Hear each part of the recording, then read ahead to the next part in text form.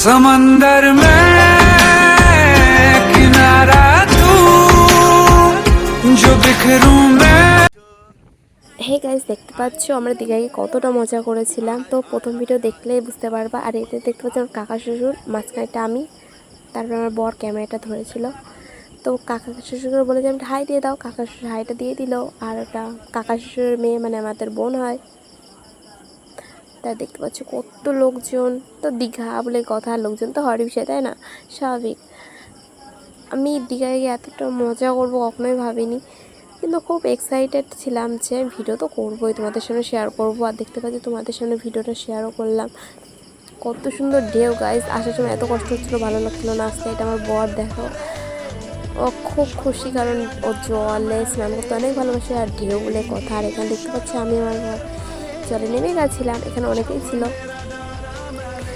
আর এই ইমোজিটা দিলাম, বুঝতে পেরেছো কী কারণে ইমোজিটা দিয়েছি। আর এখানে অনেকেই ছিল, আমাদের আত্মীয় স্বজন ছিল। আর এখানে দেখতে পাচ্ছ গাইস, এখানে বলে কাঁকড়া টাকড়া বিক্রি হয়। এখানে মাছগুলো তো শেয়ার করে দিলাম তোমাদের সামনে। অনেকগুলোই মাছ ছিল, কাঁকড়া ছিল, কি কমপ্লেন মাছ, আরও শাইটিং মাছ। আর এখানে ওটা কাঠ ছিল, কাকিমারা যারা বিক্রি করে ওগুলো কাটাকাটি করছিল মাছ, যারা খাবে। আমরা জাস্ট দেখছিলাম, পছন্দ হয়নি সেরকম, তাই নিইনি। আর ওখানে যা দাম গাইস, মারাত্মক দাম। তোমরা তো কে কে গেছো? समंदर में किनारा तू जो बिखरूं मैं।